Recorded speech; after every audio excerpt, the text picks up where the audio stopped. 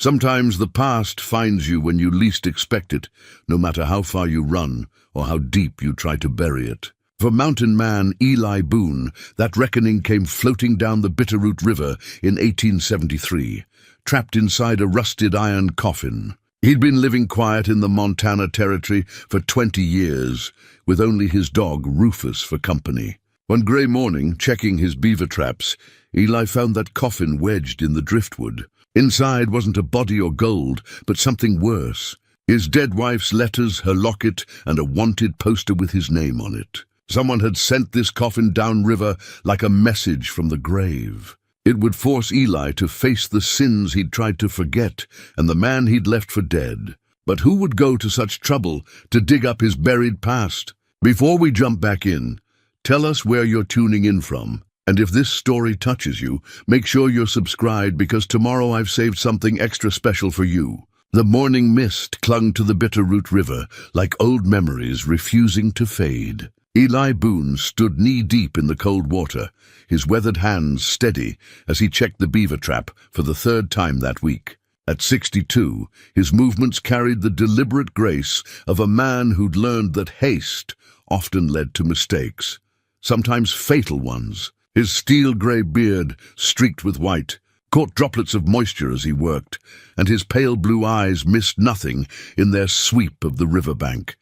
Rufus, a grizzled shepherd mix with one torn ear and a limp from an old wolf encounter, sat alert on the muddy shore. The dog's amber eyes tracked every sound, every movement, every shift in the wind. In the high country, survival depended on such vigilance. Man and dog had been partners for 8 years now, ever since Eli found the wounded pup abandoned near a burned homestead. They understood each other without words, a necessity in a land where silence often meant the difference between life and death. The trap held nothing but river weeds and disappointment. Eli reset the mechanism with practiced efficiency, his calloused fingers working the metal springs despite the numbing cold. Winter would come early this year. He could feel it in his joints, in the way the aspens had already begun their golden surrender. He'd need more pelts if he planned to make it through another season in his mountain cabin. That cabin, tucked into a grove of towering pines 15 miles from the nearest neighbor, represented everything Eli valued: solitude, self-sufficiency, and distance from the complications that seemed to follow civilized men.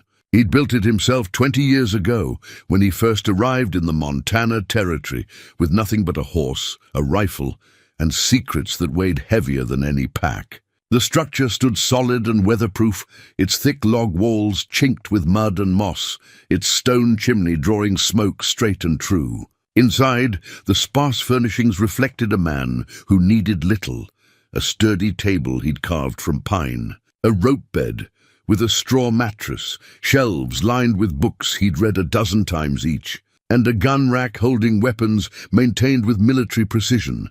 The books told stories of their own. Works by Shakespeare and Dickens sat beside practical volumes on trapping, farming, and wilderness medicine. A worn copy of Plutarch's Lives rested next to a manual on surveying techniques. These weren't the possessions of a simple mountain hermit. They belonged to a man who'd once moved in different circles, who'd known education and refinement before choosing isolation. Eli's past remained largely mystery to the folks in Cedar Falls, the frontier town that served as his occasional connection to the outside world. Every few months, he'd make the day-long ride down from his mountain retreat to trade pelts for supplies: coffee, ammunition, salt, and the few luxuries that made wilderness living bearable. The townspeople had learned not to pry. Western courtesy demanded respect for a man's privacy, especially when that man carried himself with the quiet authority that seemed to emanate from Eli's very bones. Sheriff Tom Hawkins was perhaps the only person in Cedar Falls who knew fragments of Eli's story. The two men had served together briefly during the war, though which war and in what capacity remained unspoken between them. Hawkins, a man of 50 with kind eyes and steady hands, had been elected sheriff largely because of his reputation for fairness and his ability to handle trouble without unnecessary violence. He'd never pressed Eli for details about those years, understanding that some stories were better left buried. Their friendship existed in the present, built on mutual respect and the occasional shared bottle of whiskey when Eli came to town. The sheriff often worried about his old friend's isolation. "A man needs more than books and dog companionship," he'd argued more than once. "You're still young enough to start over, Eli. Find yourself a good woman, maybe raise some children before it's too late." But Eli would just shake his head and change the subject. Some wounds never healed properly, and some losses left scars that made new connections feel like betrayals. Sarah McKenna, who ran the Copper Dollar Saloon with a firm hand and a generous heart, had her own theories about the mysterious mountain man. A widow herself at 45, she'd buried her husband during a harsh winter 5 years back and had kept his establishment running through sheer determination. She possessed the kind of practical beauty that improved with age. Auburn hair touched with silver, green eyes that could sparkle with humor or flash with anger, and a figure that work had kept strong. More than once, she'd caught herself watching for Eli's rare appearances in town, appreciating the way he treated her with old-fashioned courtesy that had become rare on the frontier. "That one's carrying a heavy load," she'd confided to Dr. James Whitmore. During one of their evening conversations, the doctor, a learned man who'd come west for his health and stayed for the challenge, nodded thoughtfully.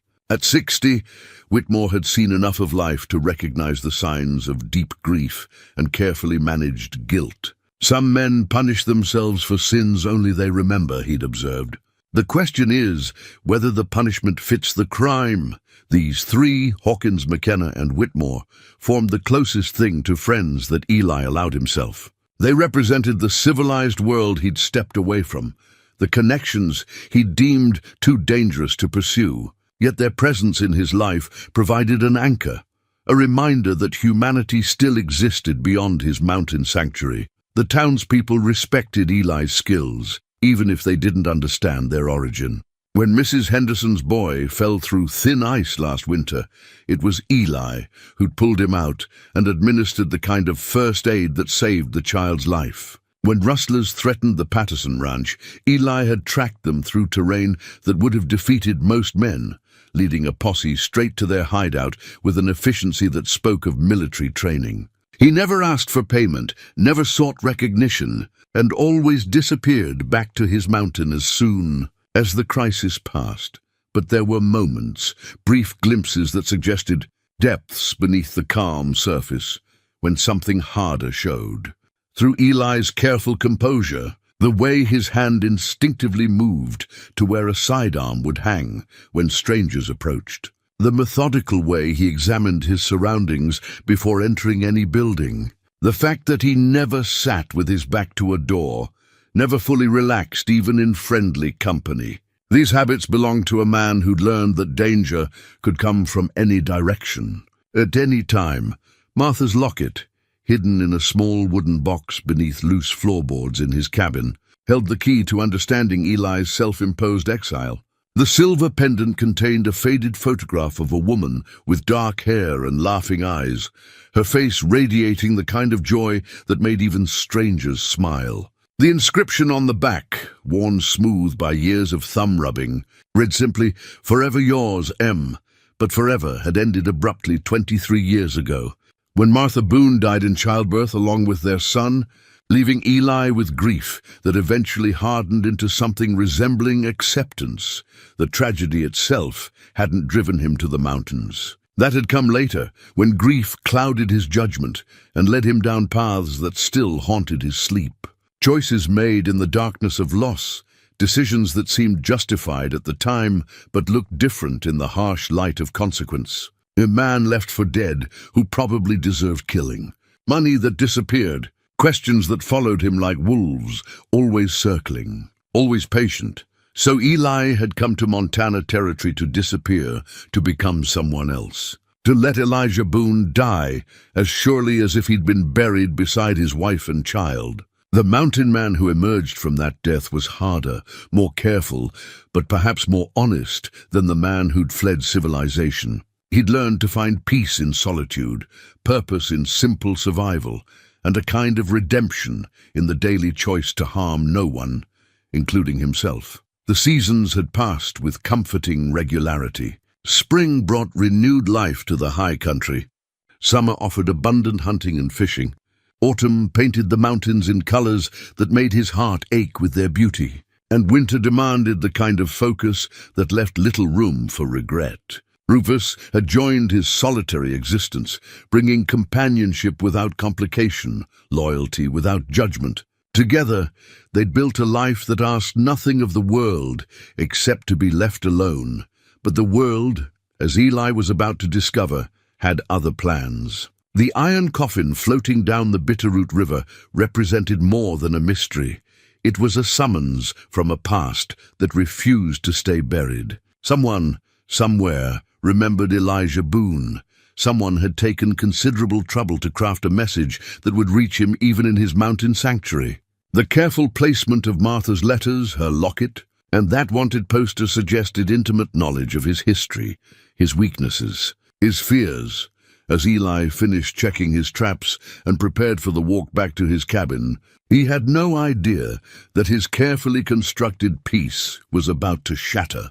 The morning mist was lifting, revealing a day that looked like any other in 20 years of similar days. But by evening everything would change. The past, with all its weight and consequence, was floating downstream toward him, patient as winter, inevitable as death. The iron coffin revealed itself on Eli's fourth pass along the river bend, where flood debris from the spring melt always collected in twisted piles. What he'd initially dismissed as another fallen log now showed edges too straight, surfaces too uniform. Rufus noticed it too, his hackles rising as he approached the water's edge with the cautious gait of an animal sensing something unnatural. Eli waded deeper into the current, his boots slipping on the smooth river stones. The morning air carried the scent of pine and distant snow, but as he drew closer to the strange object, another smell reached him, the metallic tang of rust mixed with something else, something that made his stomach tighten with recognition. Death had a scent, even old death, even death contained and hidden. The coffin measured roughly 6 feet in length, its iron surface pitted with corrosion that spoke of years underwater. Heavy chain wrapped around it like a burial shroud, though the links had weakened enough that the current had shifted the whole assembly against the driftwood barrier. This wasn't some piece of mining equipment or farm machinery. The craftsmanship was too deliberate, too specific. Someone had built this container for a particular purpose. Eli's hands trembled as he worked to free the coffin from its wooden prison. The tremor wasn't from cold. He'd spent too many winters in the high country to be bothered by mountain water. This shaking came from deeper sources, from memories he'd spent 20 years trying to forget. The last time he'd seen an iron coffin like this, it had been in the basement of a federal building in Kansas City. And what they'd pulled out of it had changed the course of his life forever. The chains came loose with a grinding sound that echoed off the canyon walls. Rufus whined softly, backing away from the water as his master dragged the coffin toward shore. The dog's instincts were sharp. This thing brought trouble. The kind of trouble that followed men like his master across territories and decades. On the muddy bank, Eli knelt beside the coffin and examined the latch mechanism. Simple but effective, designed to keep contents secure during transport. His fingers found the release with practiced ease, muscle memory from years he'd tried to forget. The lid opened with a screech of protesting metal, revealing an interior lined with oiled leather that had somehow remained intact despite its long journey. The contents made Eli's blood run cold. Martha's letters lay tied with blue ribbon, exactly as she'd written them during their brief courtship 25 years ago. Her handwriting flowed across the paper in the elegant script he'd memorized during lonely nights, when he'd read each word over and over, hearing her voice in every syllable. But these letters should have been destroyed in the fire that claimed their house. He'd watched them burn, along with everything else that connected him to a life he could no longer bear to remember. Beneath the letters, wrapped in silk that had somehow survived its underwater journey, lay Martha's silver locket, the one he'd given her on their wedding day, the one buried with her in the cemetery outside Lawrence, Kansas. Eli's hands shook as he opened it, revealing the photograph he knew would be there, her smiling face, young and full of hope, captured in the days before tragedy stole their future. But it was the third item that made his blood turn to ice water. A wanted poster, the paper crisp despite its impossible preservation, bearing his likeness and a name he hadn't heard spoken aloud in 2 decades, Elijah Boone. The charges listed made for grim reading: murder, theft, conspiracy against the federal government. The reward offered was substantial enough to attract serious attention. Most troubling of all, the poster was dated only 3 months ago. Someone had gone to considerable trouble to gather these artifacts, to preserve them in this iron coffin, and to send them downstream to the exact spot where Eli conducted his daily routine. This wasn't coincidence. This was a message from someone who knew him intimately, someone who understood that these particular items would cut deepest into his carefully constructed defenses. Eli sat back on his heels, studying the contents while his mind raced through possibilities. The letters could have been copies, carefully forged to match Martha's hand. But the locket was impossible to duplicate. He knew every scratch, every imperfection in the silver surface. If this was really Martha's locket, then someone had violated her grave to retrieve it. The thought filled him with rage so pure it made his vision blur. The wanted poster presented different problems. If it was genuine, then someone in federal law enforcement had reopened his case. After 20 years of silence, something had prompted them to resume the hunt for Elijah Boone. But the poster could also be bait, a clever forgery designed to flush him out of hiding. Either way, it represented a threat to the peace he'd built in these mountains. Rufus approached cautiously, his nose twitching as he investigated the coffin's contents. The dog's behavior confirmed Eli's suspicions. These items carried scents of places and people from long ago, traces of a past that had somehow followed them into the present. Animals possessed instincts about such things that humans often ignored at their peril. As Eli examined the coffin more closely, he found additional clues about its origin. Scratched into the iron near the head was a symbol he recognized, a crude star with 7 points, the mark of the Pinkertons. But beneath it, someone had carved newer marks, initials that made his heart stop: J.C. Only one person in Eli's past possessed those initials and the audacity to communicate through such elaborate means: Josiah Crawford. The man Eli had left for dead in that federal building basement 23 years ago. The man whose testimony could have sent Eli to the gallows if he'd lived long enough to give it. Apparently, reports of Crawford's death had been greatly exaggerated. The implications hit Eli like physical blows. If Crawford was alive, then he'd spent over 2 decades planning this moment. The iron coffin wasn't just a message.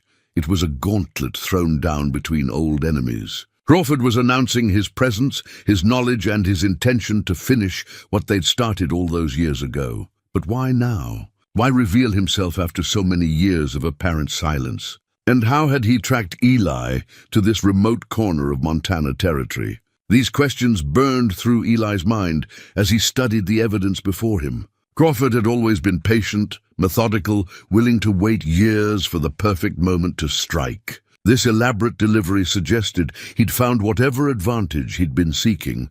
Eli's hands moved automatically to repack the coffin's contents, but he stopped himself. These items represented more than evidence. They were weapons in a war he'd thought was over. Leaving them here risked discovery by others, but taking them back to his cabin meant accepting Crawford's challenge. Either choice carried consequences he wasn't prepared to face.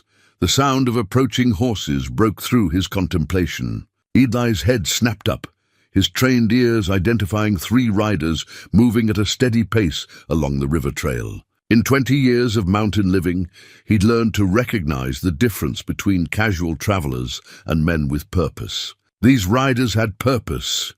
Without hesitation, Eli closed the coffin and rolled it back toward the water. The current caught it immediately, carrying it downstream toward deeper pools, where it would sink from sight. Whatever game Crawford was playing, Eli wouldn't let random travelers stumble into it. The letters, locket, and wanted poster went into his coat pocket, their weight feeling heavier than iron against his chest.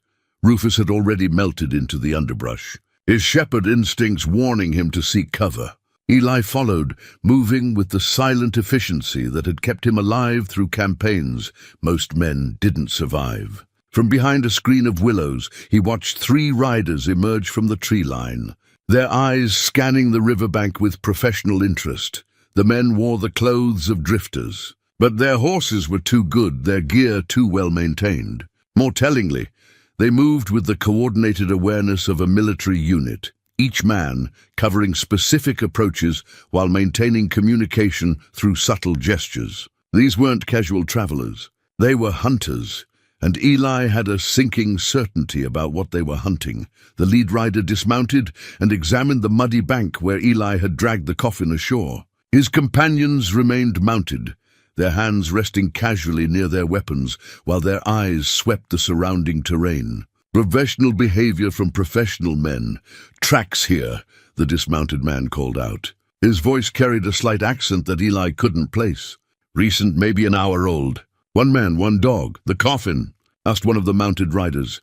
"Gone. Current probably took it downstream." The tracker studied the ground more closely, but someone definitely found it. Bootprints show he knelt here for several minutes, then moved back into the brush. Eli's jaw tightened. These men knew about the coffin, which meant they were part of Crawford's elaborate scheme. The question was whether they were hunters or merely messengers. Either way, their presence confirmed his worst fears. The past had finally caught up with him. As the 3 men continued their examination of the riverbank, Eli began working his way deeper into the forest. Every instinct screamed at him to return to his cabin, to arm himself properly and prepare for whatever was coming.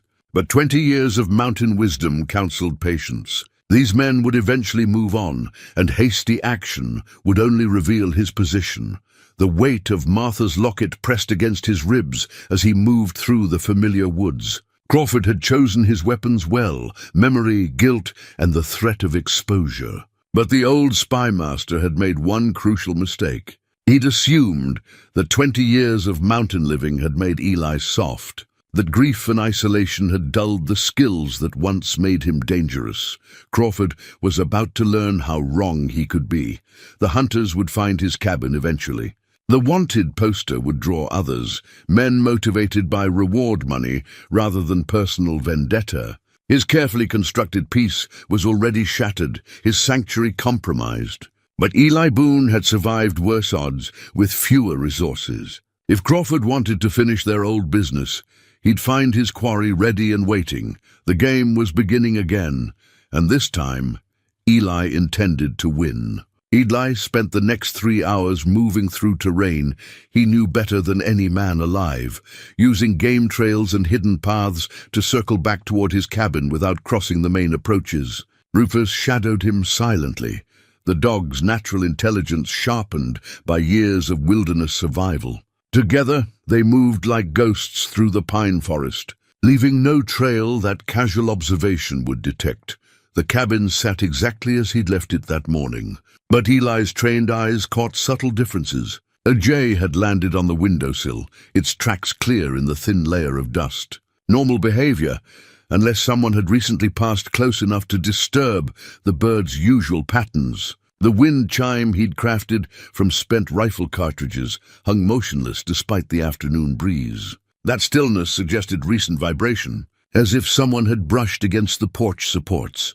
From his position behind a massive pine trunk 50 yards away, Eli studied his home with the methodical patience of a man whose life had often depended on such observations. The hunters could have found the cabin already, could be waiting inside with weapons ready. Or his suspicions could be nothing more than paranoia sharpened by decades of careful living. The decision came when Rufus lifted his head and sniffed the air, his body language shifting to alert attention. The dog had caught a scent that didn't belong, human scent from someone who'd passed this way within the last few hours. That confirmation was enough. Eli began working his way around to the cabin's rear approach, where a root cellar door provided alternative access to his supplies. The cellar had been his first construction project upon arriving in Montana territory. Dug deep into the hillside behind the cabin, it served multiple purposes: food storage, ammunition cache, and emergency hideout if circumstances required. More importantly, it connected to the cabin's interior through a concealed passage that emerged behind his bookshelf. A man could disappear into the cellar and emerge inside his own home without being detected by watchers outside. Eli lifted the heavy wooden door with practiced silence, revealing stone steps that descended into darkness. The familiar scents of cured meat, preserved vegetables, and gun oil greeted him like old friends. He'd spent considerable effort creating this sanctuary within a sanctuary, and now its value was becoming clear. The passage to the cabin's interior required crawling through a space barely wide enough for his shoulders. 20 years ago, when he'd excavated this tunnel, he'd been leaner and more flexible. Now, at 62, the journey-tested joints stiffened by mountain winters and old injuries. But necessity drove him forward, and within minutes he emerged behind the false back of his bookshelf.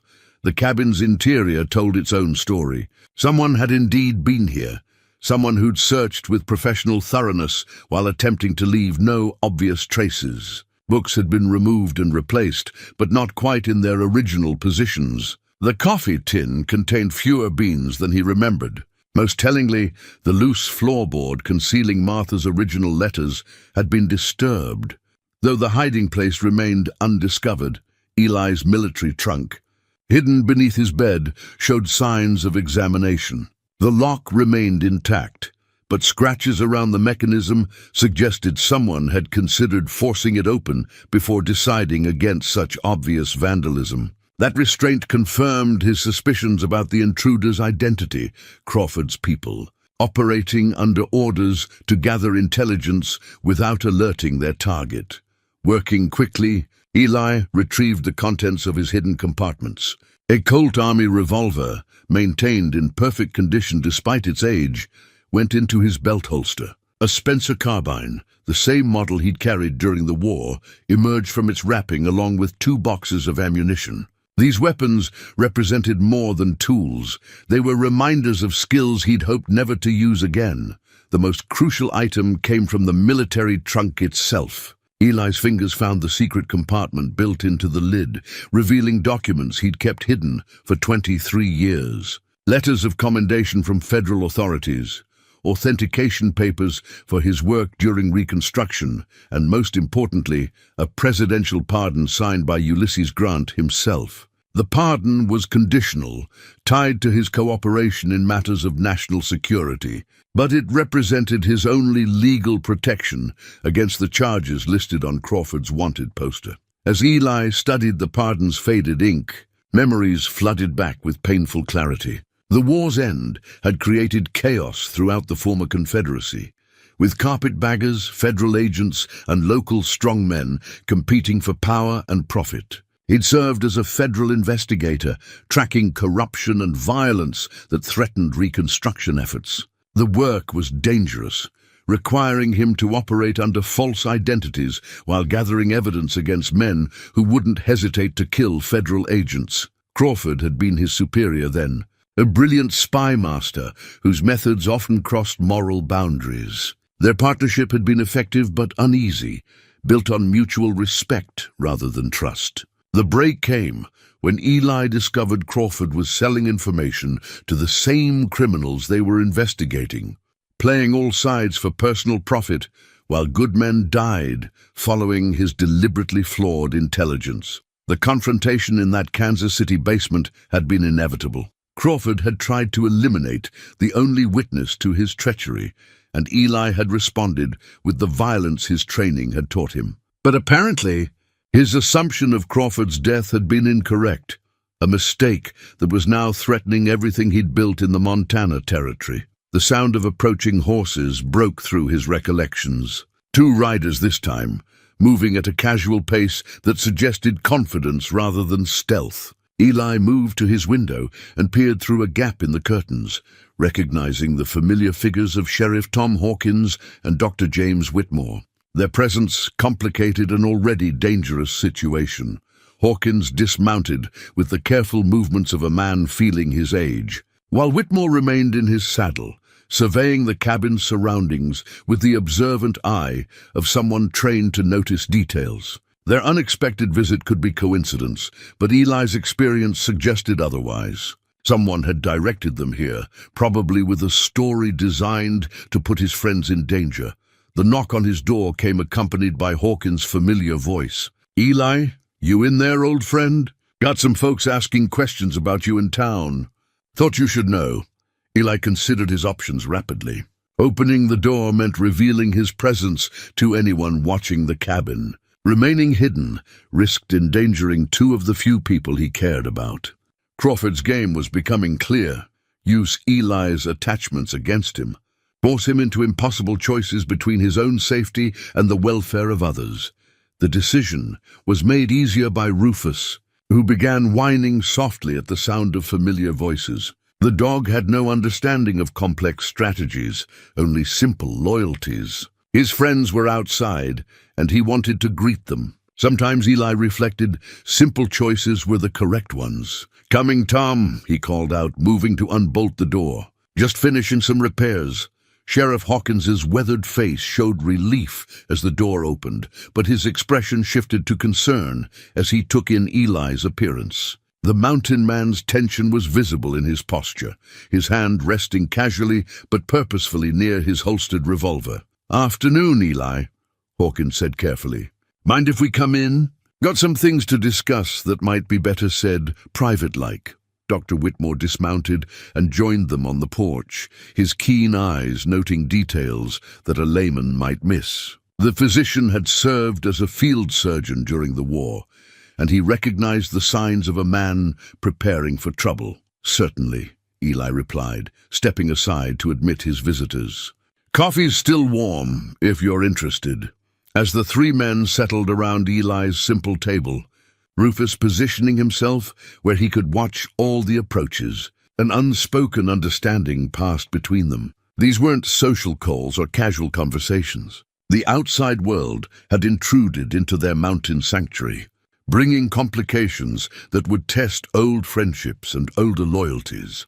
The weight of Martha's locket pressed against Eli's chest, a reminder that some secrets carried consequences across decades. Crawford's game was accelerating, and the stakes were rising with each move. But surrounded by the two men he trusted most in the world, Eli felt something he hadn't experienced in years, the possibility that he wouldn't have to face this challenge alone. The conversation that followed would determine whether that hope proved justified or merely another of Crawford's elaborate traps. Sheriff Hawkins accepted the coffee with hands that trembled slightly, not from age, Eli noticed, but from tension. The lawman's eyes kept drifting to the weapons Eli hadn't bothered to conceal, taking in the Spencer carbine leaning against the wall and the way his old friend's coat hung heavy with the weight of a sidearm. "Had some interesting visitors this morning," Hawkins began, his voice carrying the careful neutrality of a man delivering bad news. "Three men, well-dressed, claiming to be federal marshals. Showed me papers that looked official enough, though something about them didn't sit right." Dr. Whitmore leaned forward, his physician's instincts alert to the undercurrents in the room. "They were asking specific questions about you, Eli, not the kind of general inquiries that usually come through. They knew details, where you live, how long you've been here, even about that time you helped with the Henderson boy." Eli's jaw tightened. Crawford's people had done their research thoroughly, probably spending weeks in Cedar Falls, gathering intelligence before making their presence known. The fact that they'd approached local law enforcement suggested confidence in their legal authority, or very convincing forgeries. "What kind of questions?" Eli asked, though he suspected he already knew the answers. "They wanted to know about your habits, your associates, whether you'd shown any suspicious behavior recently." Hawkins paused, studying his old friend's face. "They also asked about any visitors you might have had, anyone asking questions about your past." Made me wonder if there's something you haven't told me, Eli.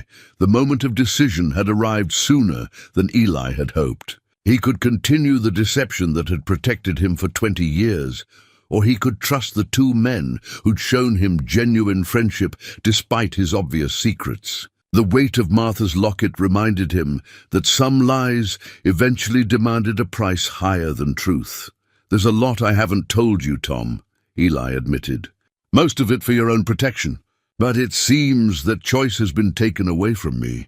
Dr. Whitmore set down his coffee cup with deliberate care. "Whatever this is about, Eli, it's clearly serious. These men didn't strike me as the sort who give up easily. If you're in some kind of trouble, perhaps we can help."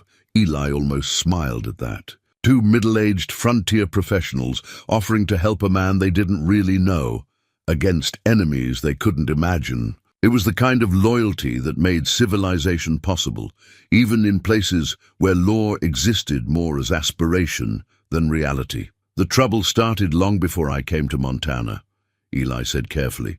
"During Reconstruction, I worked for the federal government, intelligence gathering mostly, tracking corruption, investigating threats to the peace process. It was dangerous work that made dangerous enemies." Hawkins nodded slowly. "That explains some things about you.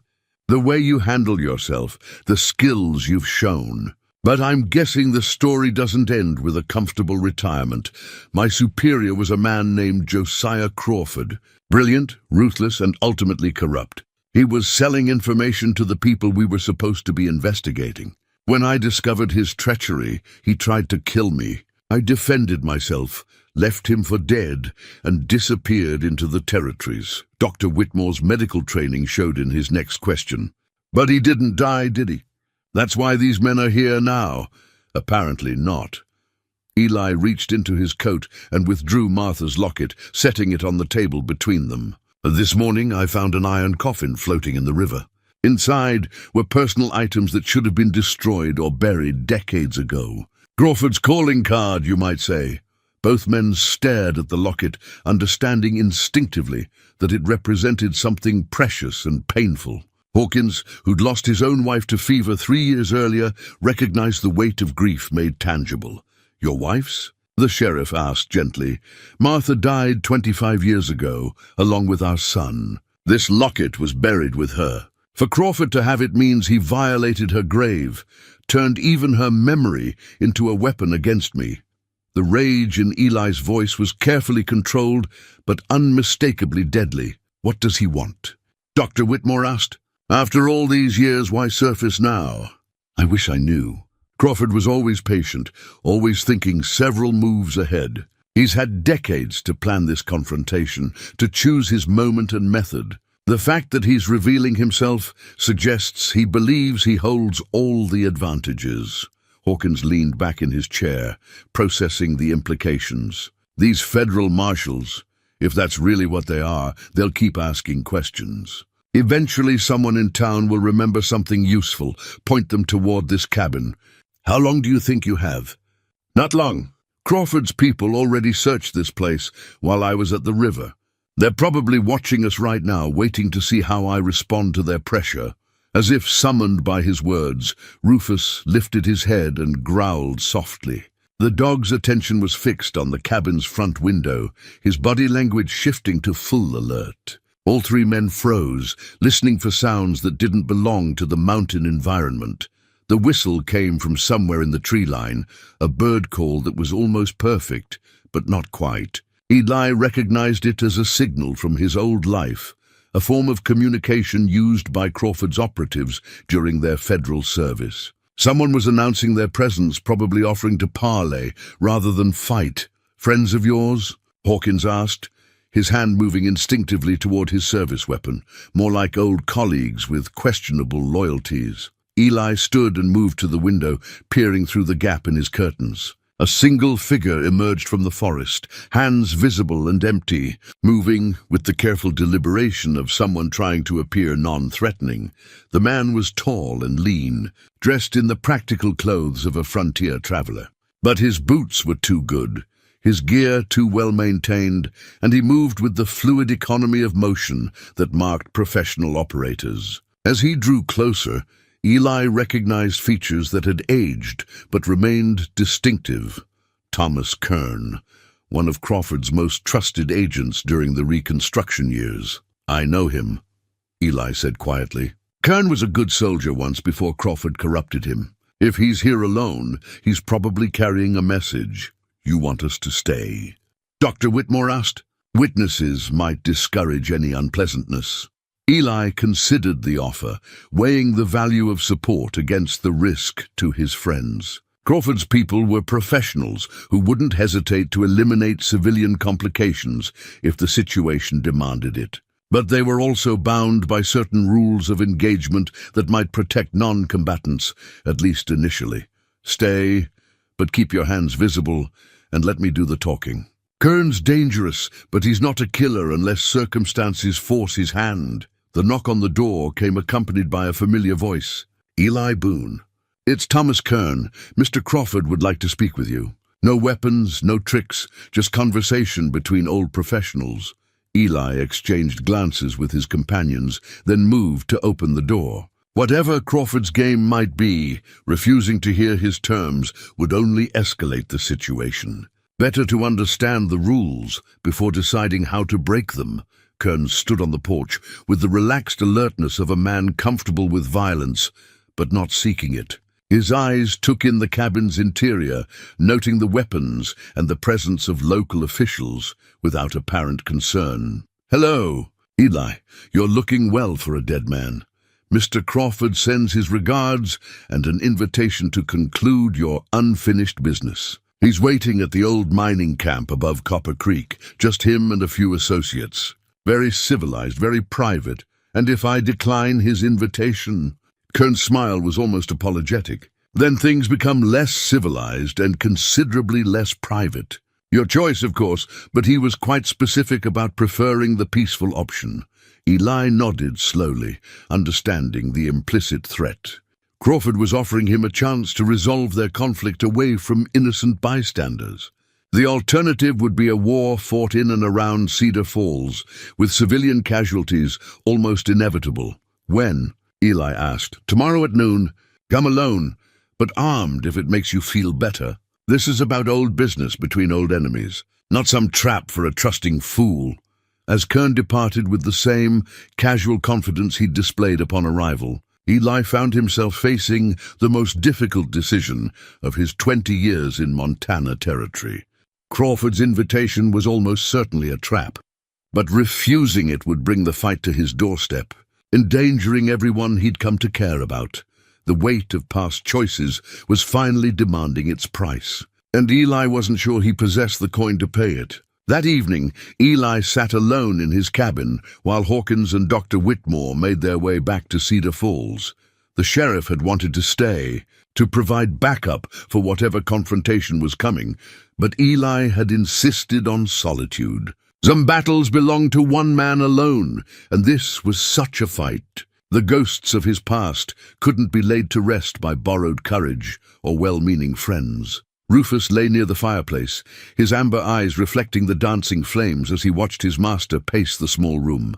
The dog sensed the tension that radiated from Eli like heat from the burning logs, understanding that change was coming whether they welcomed it or not. In 8 years together they'd faced storms, wolves, and the occasional desperate criminal, but nothing had affected Eli quite like this. Martha's locket sat open on the table beside a half-empty bottle of whiskey, her photograph catching the firelight in ways that made her seem almost alive. Eli had been staring at that image for hours, remembering details that 25 years hadn't dimmed, the way she hummed while cooking, the sound of her laughter when he told particularly bad jokes, the gentle strength in her hands when she tended his wounds after dangerous assignments. The letters from the iron coffin lay beside the locket, their pages yellowed with age, but their words still clear. Love letters written during their brief courtship, when the war was ending and the future seemed bright with possibility. She died before learning about the darker turns his career would take, before Crawford's corruption and the violent confrontation that had driven Eli into exile. In some ways, her death had saved her from witnessing his fall from grace, but Crawford's possession of these intimate artifacts represented a violation that went beyond mere criminal activity. The spymaster had deliberately desecrated Martha's memory, turning their love into ammunition for his revenge. That calculated cruelty revealed depths of malice that made peaceful resolution unlikely, perhaps impossible. Eli reached for the presidential pardon, studying its faded seal and careful script. President Grant had signed this document personally, acknowledging Eli's service and granting immunity for actions taken in pursuit of federal objectives. But pardons were political documents subject to interpretation and revision when circumstances changed. 23 years was a long time in politics, and the men who'd signed his immunity were mostly dead or forgotten. The Spencer carbine leaned against the wall within easy reach, its metal surface cleaned and oiled to perfection.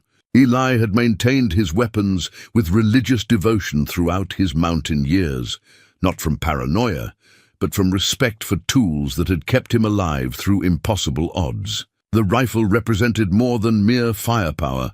It was a symbol of skills he'd hoped never to need again.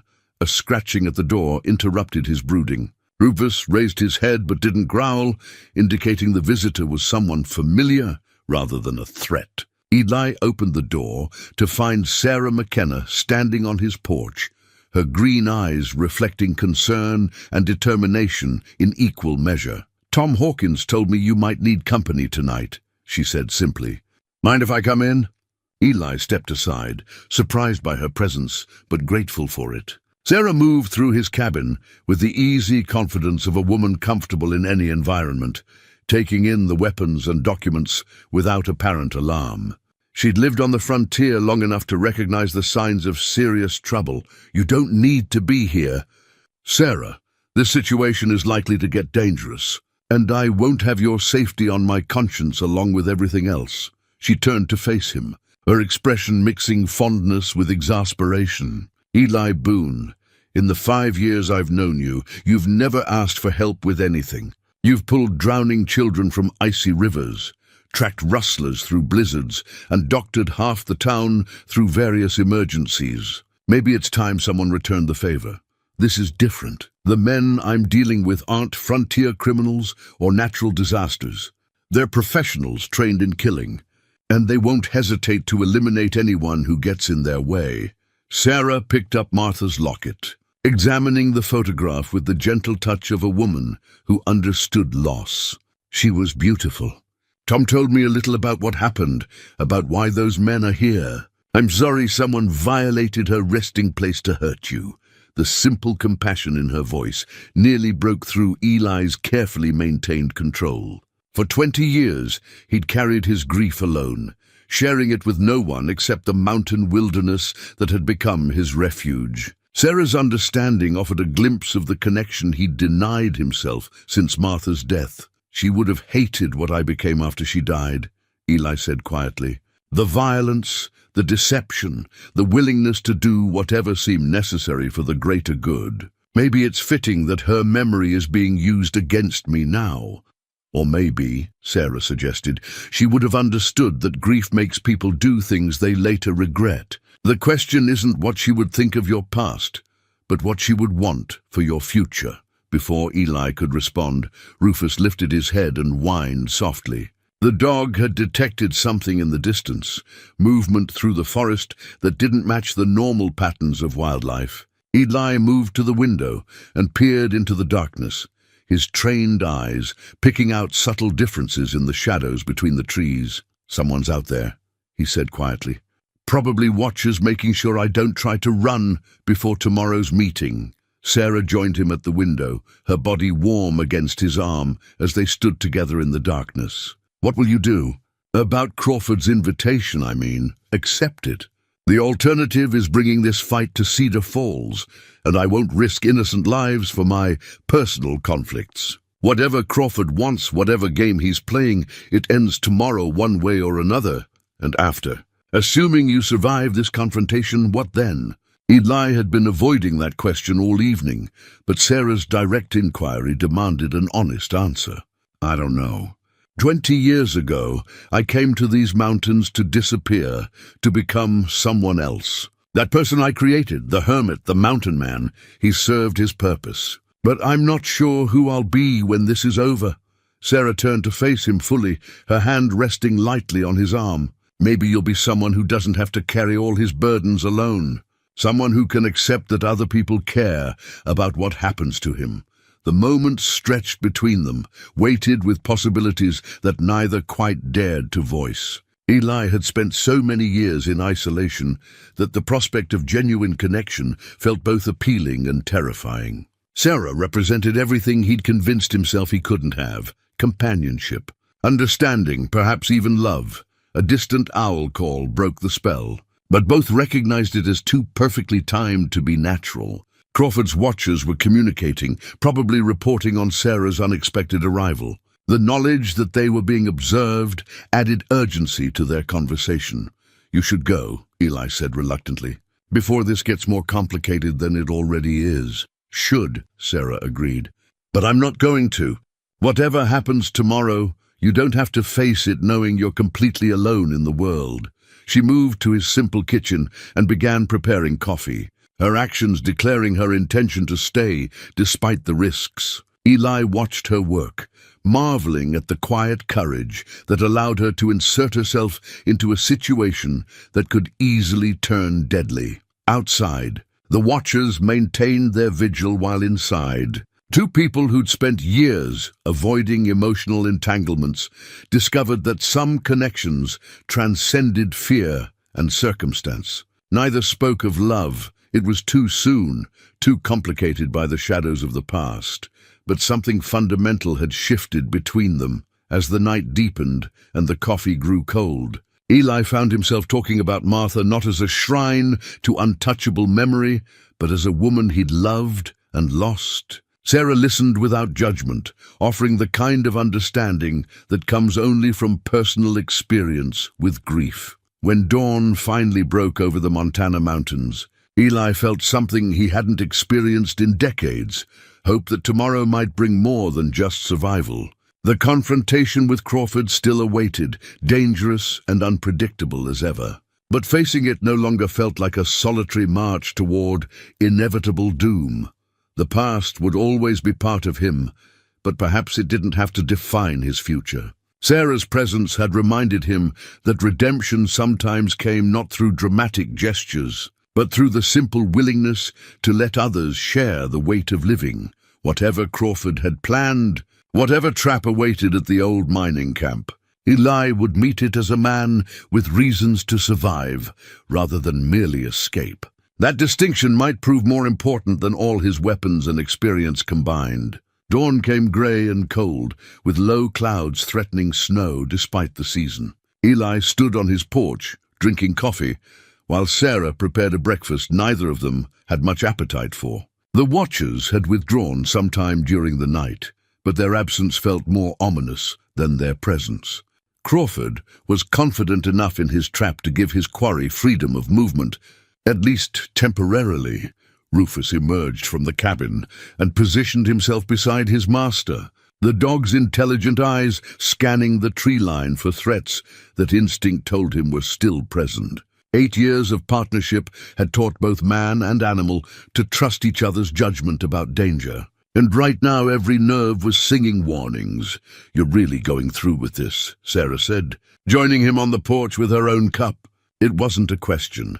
She'd seen the methodical way he'd cleaned his weapons, checked his ammunition, and studied the hand-drawn map of the mining camp that he'd retrieved from his military trunk. Crawford won't wait forever, and every day I delay gives him more time to position his pieces. Better to force the confrontation on his timeline than let him choose the perfect moment for whatever he's planning. Sarah nodded, understanding the logic, even if she didn't like it. "What do you know about this mining camp? Anything that might give you an advantage?" Eli smiled grimly. "More than Crawford probably realizes. I helped survey that area during my first year in the territory, back when the government was still mapping mineral claims. The camp sits in a natural bowl, surrounded by steep ridges. Good defensive position if you control the high ground, perfect trap if you don't. And Crawford will control it. Almost certainly. He's had weeks to prepare, and he knows I'm coming alone. But the camp has limitations too. Only 2 ways in or out, water source that can be contaminated, and winter storage caves that connect to mine shafts. A man who knows the geography might find options that aren't immediately obvious. They stood in comfortable silence for several minutes, each lost in private thoughts about the day ahead. The mountains around them showed no signs of the human drama about to unfold. Eagles circled on morning thermals. Deer moved cautiously through distant meadows, and the river continued its ancient conversation with the stones. Life would continue regardless of whether Eli Boone survived his appointment with the past. "There's something I need to tell you," Sarah said eventually, "about those federal marshals who visited town yesterday. I don't think they were what they claimed to be." Eli turned to study her face, noting the uncertainty in her expression. "What makes you say that?" "Small things that didn't add up. They paid for their drinks with silver coins that looked too new, too clean. Their horses had brands I didn't recognize, and the gear was all matching, not the usual mix of equipment that real travelers accumulate. Most telling, they asked questions about you that showed they already knew the answers." "You mean they were testing whether people would lie to protect me?" "Exactly. Real federal marshals would have been gathering information. These men were measuring loyalties, probably identifying potential allies or obstacles. It felt more like military reconnaissance than law enforcement. The observation confirmed Eli's suspicions about Crawford's methods. The spymaster had always been thorough in his preparations, mapping not just physical terrain, but human terrain as well. By the time he made his move, he would know exactly who might help Eli and who could be neutralized or turned. Did they seem satisfied with what they learned? Sarah's laugh held no humor. "Hard to say. Tom gave them exactly what any sheriff would, cooperation without enthusiasm.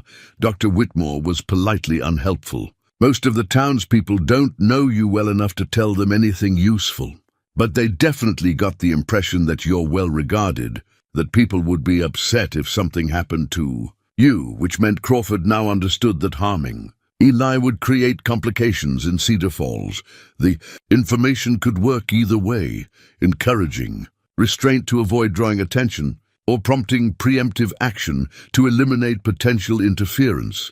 A distant sound caught both their attention, riders approaching at a steady pace along the main trail. Eli's hand moved instinctively to his sidearm before he recognized the familiar figures of Sheriff Hawkins and Dr. Whitmore. Accompanied by a third man he didn't immediately identify, the stranger rode with the easy confidence of someone comfortable in the saddle, his clothes practical but well-made. As the group drew closer, Eli noted details that suggested military background, straight posture, alert eyes, and the way he positioned himself to cover his companion's flanks without appearing to do so.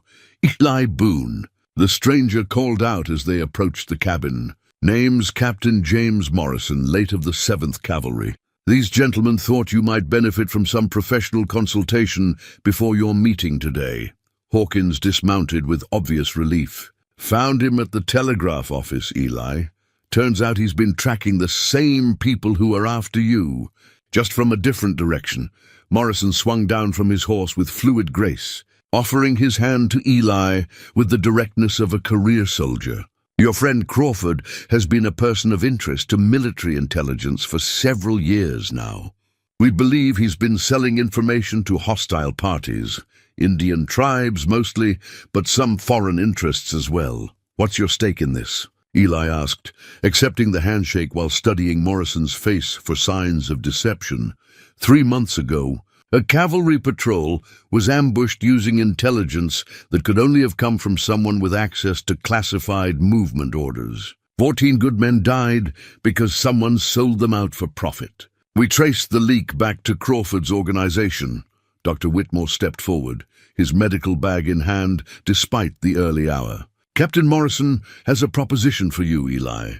Something that might change the odds in your favor." Morrison nodded, his expression serious. "We've been trying to get close to Crawford for months, but he's too careful, too well protected. Your meeting today represents an opportunity we can't afford to miss."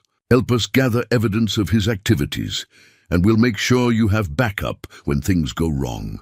Eli considered the offer, weighing potential advantages against obvious risks. Military involvement would escalate the situation beyond personal vendetta, but it might also provide resources he couldn't obtain alone. More importantly, it offered a chance to strike back at the corruption that had destroyed so many lives. "What kind of evidence are you looking for? Documents, correspondence, anything that proves his connection to recent attacks on federal forces. We know he's keeping records. Men like Crawford always do, as insurance against their own people turning on them." Sarah moved closer to Eli, her presence reminding him that he had more to consider than simple revenge. "What are the risks?" To Eli, I mean not to your investigation. Morrison's honesty was refreshing. "Considerable. If Crawford suspects he's walking into a trap, he'll likely try to eliminate everyone involved. But if we can coordinate properly, time our movements right, we might catch him off guard long enough to accomplish both objectives." Eli found himself thinking about the 14 cavalrymen who died because of Crawford's treachery. Young men, probably, with families who would never know exactly why their sons and husbands hadn't come home. The parallel to his own situation was impossible to ignore. Crawford's corruption had been destroying lives for decades, and it wouldn't stop until someone put an end to it. "What do you need from me?" Morrison smiled grimly. "Mostly just be yourself. Keep Crawford talking while we position our people around the camp. If he produces any documents or makes admissions about his activities, try to remember the details. Most importantly, survive long enough for us to move in when the shooting starts. And if there's no shooting, if Crawford really just wants to talk, then you'll have learned something important about his current plans, and we'll have confirmation of his location. Either way, the mission succeeds." Hawkins looked uncomfortable with the military involvement, but his loyalty to Eli overrode his concerns about jurisdiction. "It's your choice, old friend, but having cavalry backup doesn't sound like the worst idea you've ever had." Eli glanced at Sarah, reading understanding and encouragement in her green eyes. She wouldn't try to talk him out of the confrontation, but she clearly supported anything that improved his chances of survival. "All right, Captain, but I go in alone as planned. Whatever Crawford's expecting, I don't want to disappoint him until the crucial moment." Morrison nodded approvingly. "That's exactly what we hoped you'd say. Now let's talk about timing and signals. When this thing goes sideways, and it will go sideways, you'll want to know exactly where your friends are." As the 4 men huddled around Eli's table, spreading maps and discussing tactics, Sarah quietly began preparing supplies for the journey ahead. Food, medical kit, ammunition, the practical necessities of men heading into danger. Her presence anchored Eli to something beyond the immediate crisis, reminding him that survival was about more than winning a fight with old enemies. The trap Crawford had spent years preparing was about to be sprung, but he wasn't the only one who'd learned to think several moves ahead. Sometimes the hunter became the hunted, and sometimes patience was rewarded with justice. Today would determine which category this confrontation belonged to. The ride to Copper Creek took 3 hours through terrain that grew increasingly hostile with each mile. Eli followed game trails and old survey routes, paths that would bring him to the mining camp from an unexpected direction, while avoiding the obvious approaches that Crawford would certainly be watching. Rufus trotted alongside his horse, the dog's presence both comfort and liability. Crawford's people would recognize the animal and know its master was nearby. As they climbed toward the abandoned workings, Eli's mind replayed every detail of his conversations with Morrison and the others. Something about the cavalry captain had troubled him, a nagging sense that the man's story contained gaps or inconsistencies. Military intelligence officers were trained to be cautious with information, but Morrison had seemed almost too eager to involve himself in what should have been a civilian matter. The old mining camp occupied a natural amphitheater carved into the mountainside by decades of excavation. Wooden structures, grey and weathered, clustered around the main shaft entrance like bones picked clean by time and weather. elevated platforms for ore sorting, partially collapsed bunkhouses, and a maze of equipment sheds created dozens of potential hiding places for snipers or observers. Eli positioned himself behind a screen of aspens on the ridge overlooking the camp, studying the scene through field glasses he'd carried since his army days. Nothing moved among the buildings, but that meant nothing. Crawford's people were professionals who understood concealment and patience. They could be anywhere, watching him even as he watched for them.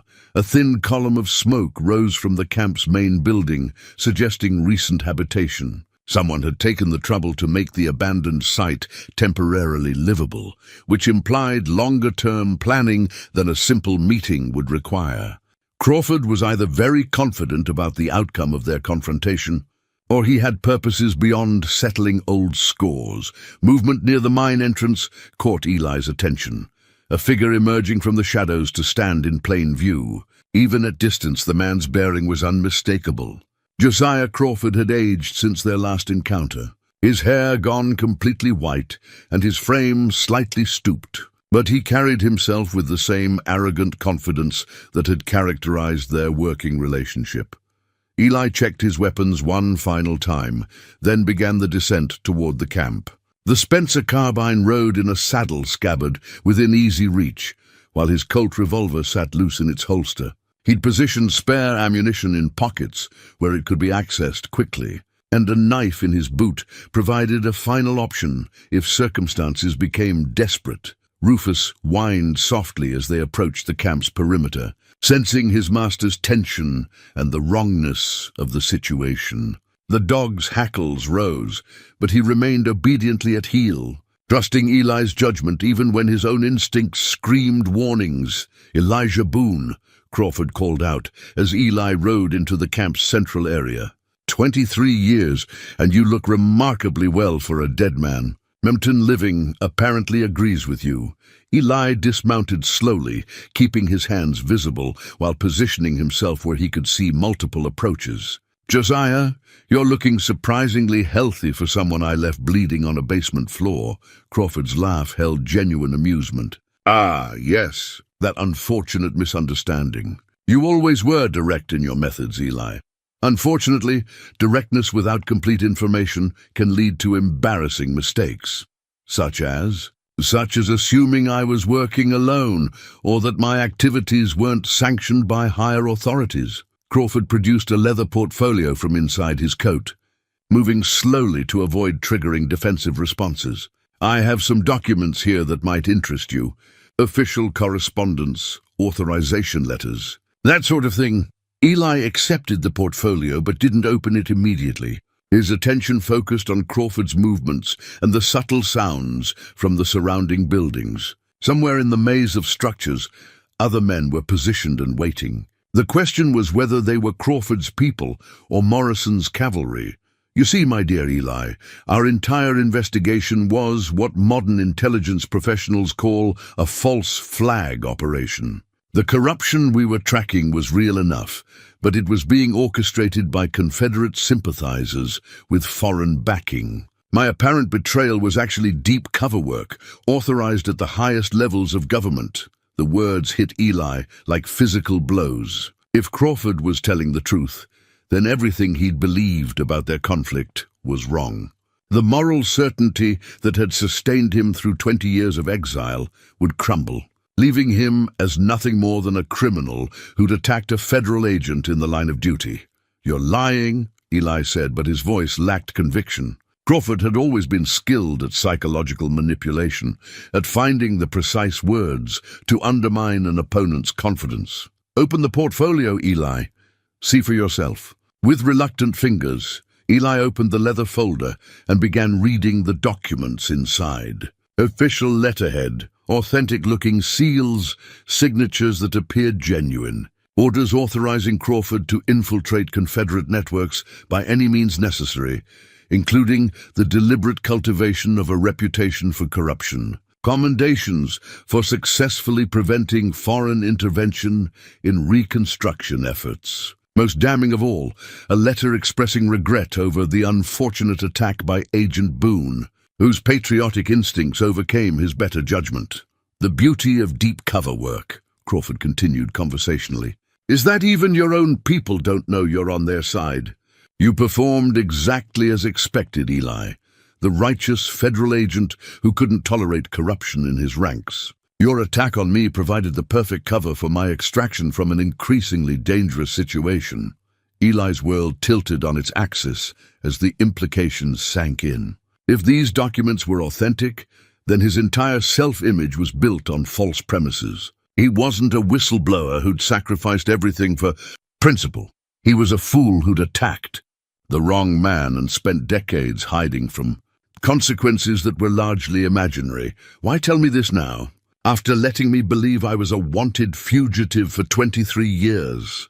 Crawford's expression shifted, revealing something colder beneath the veneer of reasonableness. Because, my dear Eli, I need your particular skills for one final operation. Your reputation in this territory, your knowledge of the terrain, your contacts among the local population.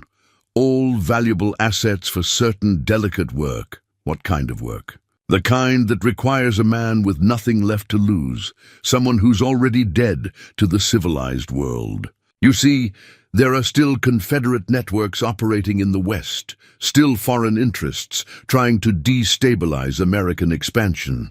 Your government needs someone who can operate without official sanction, someone expendable enough that his actions can be disavowed, if necessary. The truth hit Eli like a hammer blow.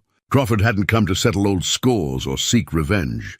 He'd come to recruit a weapon for ongoing operations, using the false guilt of their past encounter as leverage. The elaborate theater with the iron coffin, the violation of Martha's grave, the careful manipulation of evidence, all designed to keep Eli off balance and compliant.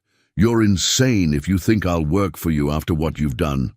What I've done. I've offered you the chance to redeem yourself, to serve your country one more time before age makes you completely useless. The alternative is considerably less pleasant. Crawford gestured toward the surrounding buildings, and armed men began emerging from concealment. Not cavalry troopers, Eli realized with sinking heart, but Crawford's operatives. Morrison's promised backup was nowhere to be seen. Either the captain had been delayed, or he'd never intended to provide support at all. You see, Eli, dead men can't refuse reasonable requests. And according to official records, Elijah Boone died 23 years ago in Kansas City. The mountain hermit who's been living in Montana territory is merely a useful fiction that can be eliminated whenever his usefulness ends. The trap was more sophisticated than Eli had imagined. Crawford hadn't just manipulated evidence and emotions. He'd created an entirely false narrative that painted himself as a patriotic agent and Eli as a deluded criminal. Whether the documents were authentic or forgeries, they provided legal justification for whatever Crawford chose to do next. But as Crawford's men moved to surround him, Eli noticed something that gave him hope. Rufus was still alert but not panicked, which suggested the dog sensed friendly forces nearby. Morrison's cavalry might be delayed, but they weren't absent. The captain had struck Eli as a competent professional who wouldn't abandon an operation because of minor setbacks. I need an answer.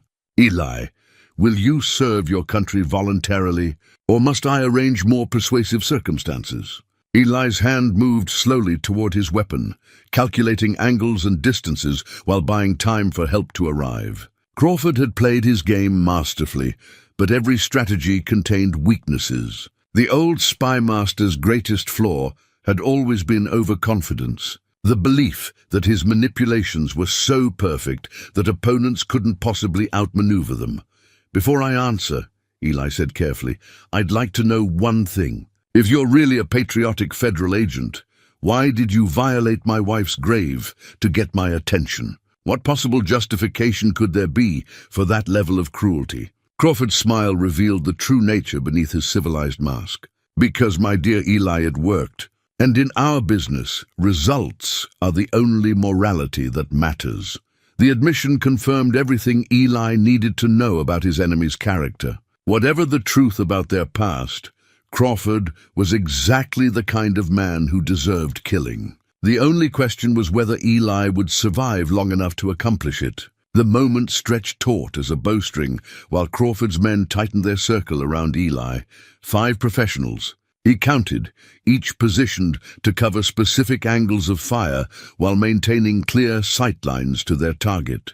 Their discipline and coordination confirmed his suspicions about their background. These weren't hired gunmen, but trained operatives, possibly former military or federal agents recruited into Crawford's private organization.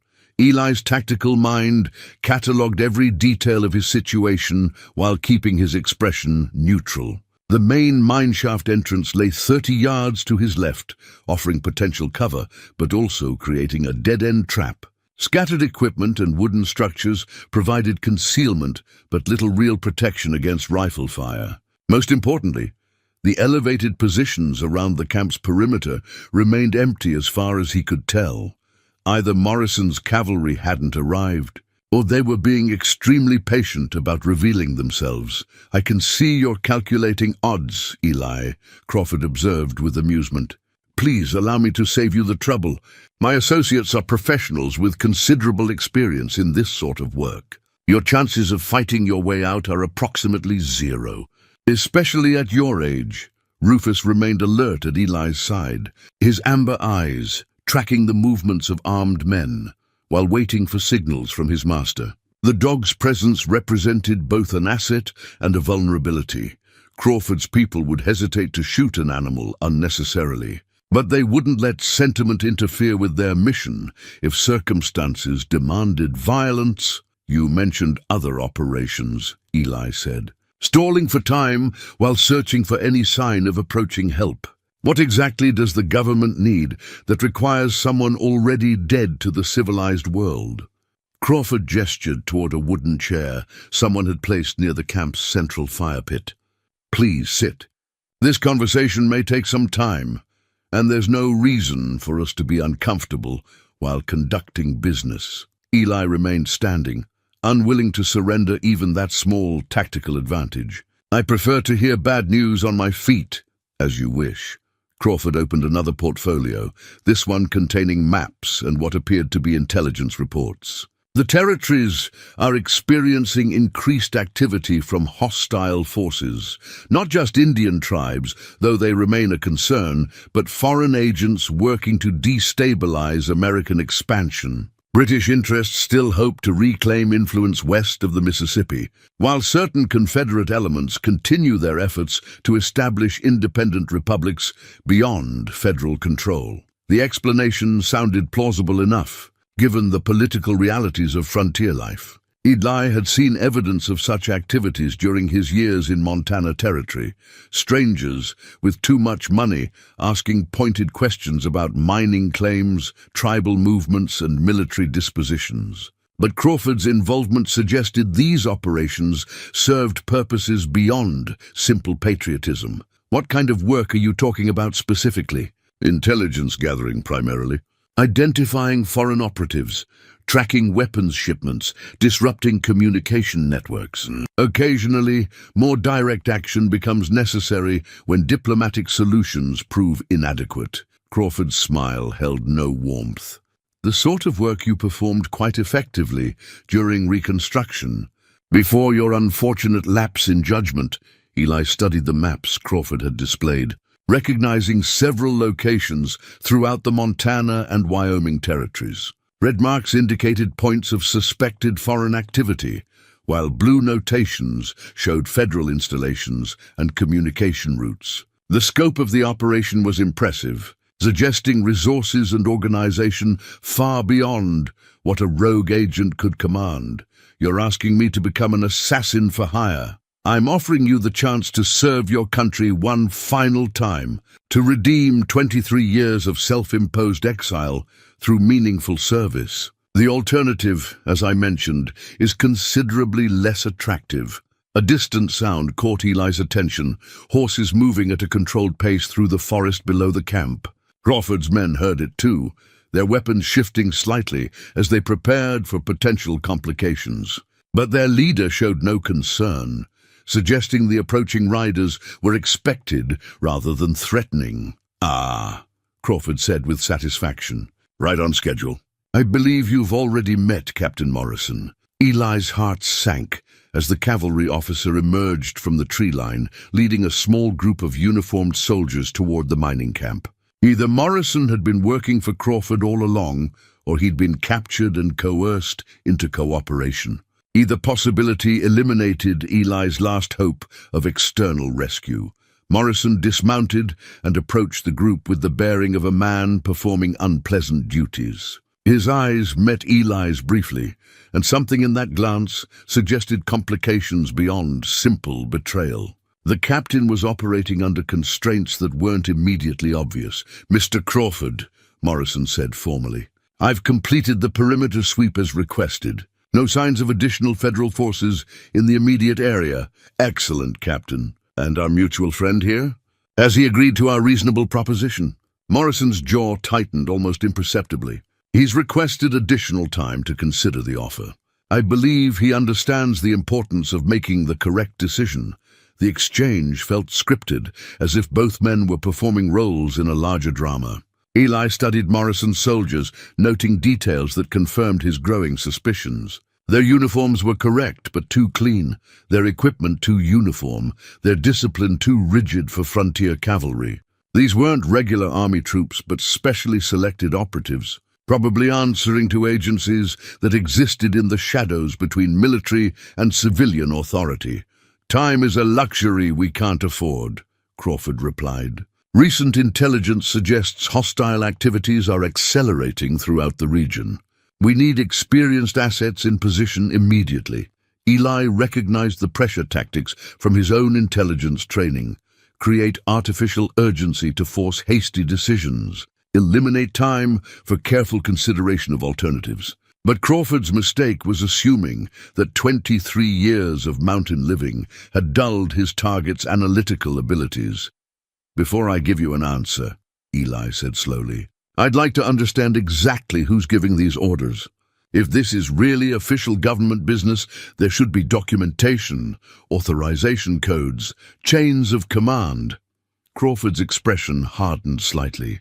"The nature of this work requires certain flexibilities regarding normal bureaucratic procedures. National security sometimes demands actions that can't be subjected to committee review. In other words, you're operating without official sanction and hoping to present successful results as justification after the fact. I'm offering you redemption. Eli, the chance to transform 23 years of waste into meaningful service. Men our age don't receive many such opportunities." The philosophical argument carried weight, but not enough to overcome Eli's suspicions about Crawford's true motives. The elaborate manipulation, the violation of Martha's grave, the careful construction of false narratives all suggested personal rather than patriotic objectives. Crawford was pursuing his own agenda under the convenient cover of national security. Rufus suddenly raised his head, ears pricked toward sounds too faint for human detection. The dog's body language shifted to hunting mode, indicating the approach of something significant. Eli trusted his companion's instincts more than Crawford's documents or Morrison's uniforms. "I'll need to see those authorization codes before I commit to anything," Eli said, buying time while preparing for whatever Rufus had detected. Surely the government maintains some oversight over operations of this magnitude. Crawford's patience was clearly wearing thin. "You're in no position to make demands, Eli. Accept our offer voluntarily, or we'll arrange circumstances that remove your ability to choose. And if I refuse entirely, then you'll discover that dead men make very poor witnesses. Your mountain hermit persona will simply disappear. Another victim of the harsh frontier conditions that claim so many unfortunate souls." The threat was delivered with casual confidence that made it even more chilling. Crawford had clearly planned for multiple contingencies, including the elimination of anyone who proved uncooperative. Eli's survival depended on finding advantages that his enemy hadn't anticipated, the sound that made Crawford's men reach. For their weapons came from an unexpected direction, not from the forest approaches they'd been watching, but from the mine shaft behind them. A low whistle, barely audible, that could have been wind through the abandoned tunnels or a signal from someone who'd approached through underground passages. Eli smiled for the first time since entering the camp. "Josiah, I believe you may have underestimated the local terrain. These old mines connect to cave systems that stretch for miles through the mountains. Very convenient for people who know how to use them." Crawford spun toward the mine entrance just as Sheriff Tom Hawkins emerged from the shadows, his service weapon drawn and ready. Behind him came Dr. Whitmore, moving with surprising agility for a man his age, followed by 3 genuine cavalry troopers whose uniforms showed the wear of actual frontier service. "Federal Marshal Tom Hawkins," the sheriff announced, in a voice that carried clearly across the camp. "By authority of the territorial government and the United States Army, you're all under arrest for conspiracy against federal authority and violation of territorial law."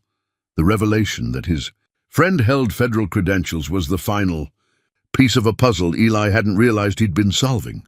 Hawkins had been more than a local sheriff, keeping watch over a suspicious mountain hermit.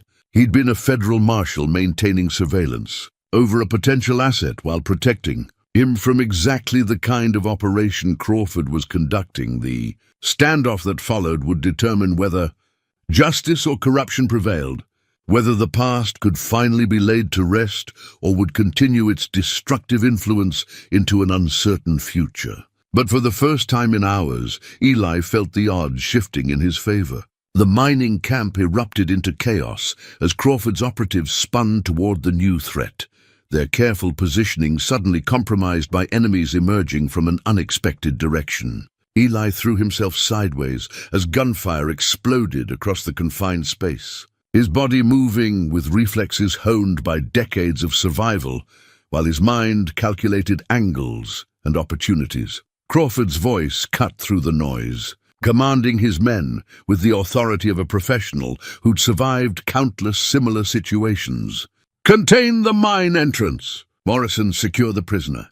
But Morrison's response wasn't what his supposed superior expected. Instead of moving toward Eli, the captain drew his sidearm and placed 2 precise shots into the nearest of Crawford's operatives. The man dropped without a sound, his rifle clattering against the wooden platform where he'd been positioned. "Sorry about the deception." "Eli," Morrison called out while seeking cover behind an ore cart, "had to maintain my cover until we could identify all of Crawford's people."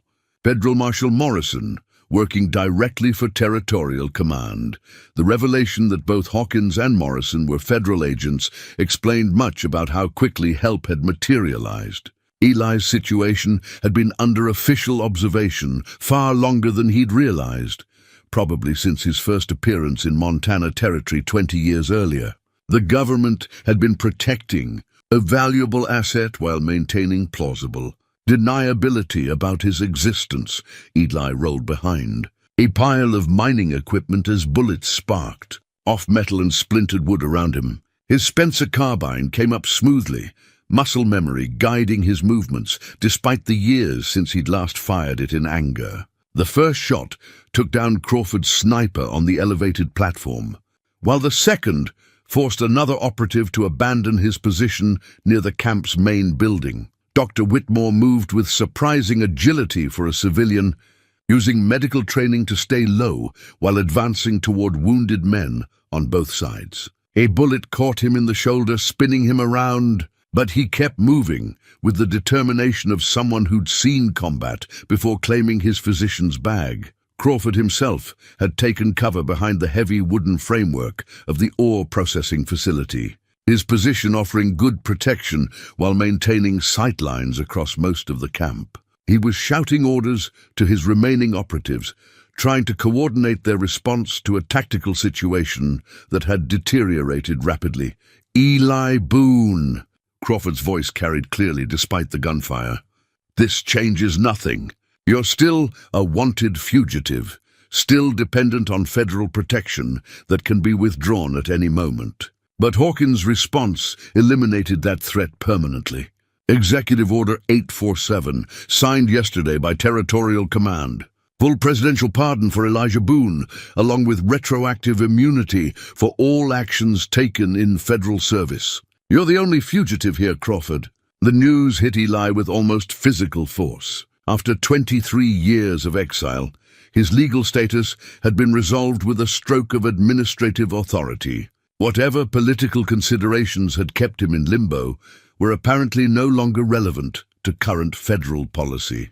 Rufus had found shelter beneath an overturned mining cart, his intelligent eyes tracking the movements of armed men while staying clear of the crossfire. The dog's presence provided emotional anchor in the chaos, reminding Eli that survival meant more than just winning this particular fight. A movement in his peripheral vision warned Eli of danger from an unexpected angle. One of Crawford's operatives had worked his way around the camp's perimeter, using scattered equipment for concealment while positioning himself for a flanking attack.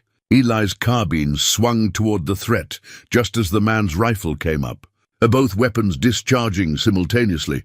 The operative's shot went wide, disturbed by a bullet from Morrison's position that caught him center mass. Eli's round found its target as well, ensuring that particular threat wouldn't recover. 2 down, at least 3 still active, plus Crawford himself somewhere in the maze of wooden structures. "Tom, watch the mine entrance," Morrison called out. "Dr. Whitmore, stay down and keep pressure on that wound." Hawkins acknowledged with a grunt, his attention focused on preventing any of Crawford's people from escaping through the underground passages. The federal marshal moved with the careful precision of a man who'd spent decades in law enforcement. His weapons steady despite the chaos surrounding them. An explosion from the direction of the main mine shaft sent debris flying across the camp, followed by the acrid smell of black powder. Someone had detonated a charge in the underground passages, probably sealing off the escape route that Crawford's people might have planned to use. "Insurance," Morrison explained grimly. "Couldn't risk them disappearing into those tunnels with all the intelligence they've gathered about federal operations." Crawford's voice rose above the diminishing gunfire, no longer commanding but desperate. "You fools don't understand what you're destroying. The networks I've built, the intelligence assets, the ongoing operations. You're crippling national security for the sake of one man's wounded pride." Eli worked his way closer to Crawford's position, using the cover of smoke and scattered equipment to approach without being detected. The old spymaster was probably armed, but had shown no inclination toward personal combat during their previous encounters. His strength lay in manipulation and planning, not in direct confrontation. "It's over."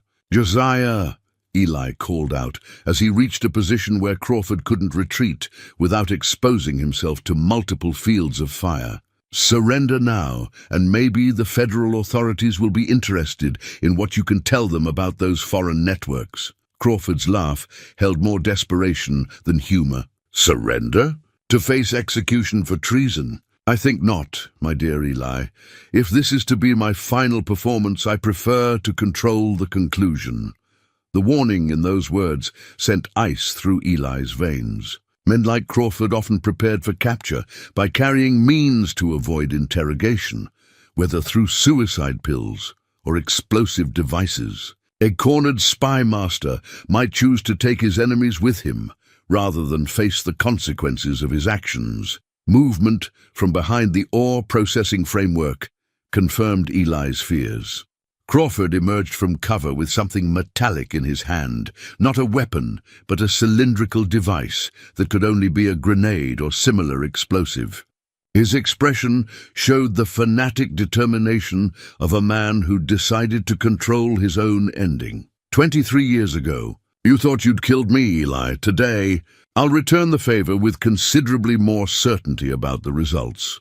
But Crawford had made one crucial miscalculation. Rufus, sensing the threat to his master, burst from his hiding place with the speed and fury of a wolf protecting his pack. The dog's leap caught Crawford off balance just as he pulled the activation pin, sending both man and explosive device tumbling away from Eli's position.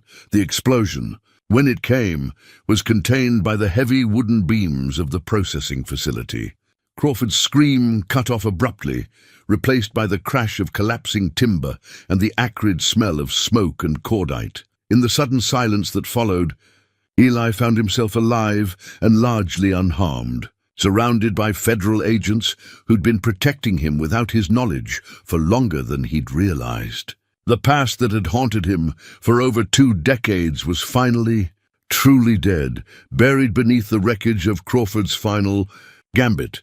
But the cost of that victory was still being calculated as Dr. Whitmore moved among the wounded, and smoke continued to rise from the ruins of Josiah Crawford's last stand. Dust and smoke settled over the mining camp like a shroud as the survivors emerged from cover, their ears ringing from the explosion that had finally silenced Josiah Crawford's schemes. Eli found Rufus limping but alive near the collapsed ore processing facility. The dog's coat singed, but his amber eyes still bright with protective fury. The animal's courage had saved them all from Crawford's final desperate gambit. Dr. Whitmore moved methodically among the casualties, his medical training taking precedence over his wounded shoulder as he assessed injuries and administered aid. 2 of Crawford's operatives were dead, killed in the firefight, while a third would survive but required immediate surgery to remove a bullet from his lung. The doctor's calm professionalism provided stability in the aftermath of violence. Federal Marshal Hawkins emerged from the mine entrance, his face grim as he surveyed the scene. "Underground passages are sealed," he reported to Morrison. "Found evidence of a prepared escape route, along with supplies for an extended stay." Crawford planned for multiple contingencies. Morrison nodded, while examining documents scattered by the explosion. Many were damaged beyond recovery, but enough remained intact to provide insight into the scope of Crawford's operations. Maps, correspondence, financial records, evidence of a network that had been operating throughout the territories for years. "What's the full extent of it?" Eli asked, helping Dr. Whitmore bind the wounded operative's chest while keeping his own weapon within reach. Trust was still a fragile commodity, even among apparent allies. "Extensive," Morrison replied grimly. "Foreign agents, corrupted federal officials, private mercenary groups. Crawford wasn't just selling information, he was orchestrating a shadow war designed to destabilize territorial governments and delay statehood. Very profitable for certain interests, very dangerous for American expansion." Eli studied the surviving documents while processing the implications. Names he recognized from his years in Montana Territory appeared on Crawford's payroll, along with others he didn't know but suspected were significant. The corruption had spread further than anyone had imagined. "The presidential pardon Tom mentioned," Eli said carefully. "How long has that been in the works?" Hawkins smiled for the first time since the shooting started. "About 6 months. Someone in Washington finally recognized that keeping you in legal limbo served no useful purpose, while having a presidential pardon in reserve might prove valuable if circumstances required your cooperation." "You mean they've been planning to use me as bait? More like keeping options open," Morrison clarified. Crawford's activities had been detected, but his organization was too careful, too insulated for normal investigation techniques. Your presence in his past made you a logical pressure point, a way to force him into making mistakes. The revelation that his entire situation had been orchestrated by federal authorities was both reassuring and troubling. On one hand, it confirmed his innocence and provided legal protection he'd never expected to receive. On the other, it suggested that he'd been manipulated as thoroughly by his own government as by Crawford's schemes. Dr. Whitmore looked up from his patient, sweat beading his forehead despite the mountain air's chill. "This man needs surgery within the hour if he's going to survive. We need to get him to town immediately. Can he travel?" Morrison asked if we're careful. "But time is critical." The doctor's professional assessment carried weight that overrode other considerations. Eli found himself making decisions about former enemies, weighing justice against mercy in ways that would have been impossible during the heat of combat. The wounded operative was young, probably recruited into Crawford's organization through a combination of manipulation and genuine patriotic feeling. Killing him now would serve no purpose beyond revenge. Tom, can you organize transport? Eli asked. I'll help Dr. Whitmore stabilize him for the journey. As they worked to prepare the wounded man for evacuation, Eli noticed Morrison studying him with an expression that suggested additional complications. The federal marshal clearly had more to discuss, conversations that would determine Eli's future now that his past had been resolved. There's something else, Morrison said finally.